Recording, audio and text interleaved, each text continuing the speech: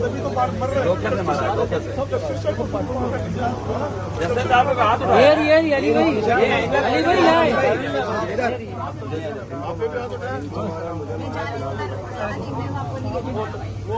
उसको निकाले polling agent को मैं बैठी हम जेल में गए। वहीं बैठी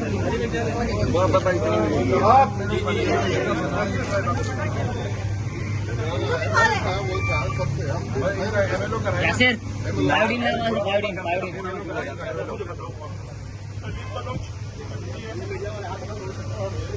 सलमान मुराद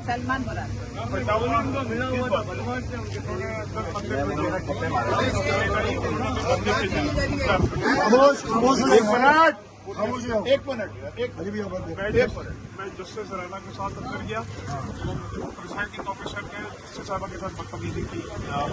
उन्होंने कहा जाओ ये वो सिर्फ बाहर आए लोग थे उधर वो इलेक्शन में होता है वो रहा। मैं सब लोगों को बाहर लेके साइड में जा रहा था, जिसमें सलीम बलोच आया। मैं सलीम बलोच से मिलने गया, फिर अस्सलाम वालेकुम सलीम भाई, खैरियत सब निपटा देते हैं। इससे पहले कि वो जवाब देता, he was the first one Shane के गन का बट मारा है। पुलिस उसके पीछे थी, पुलिस बिल्कुल सामने खड़ी है, कुछ भी नहीं कर रही थी।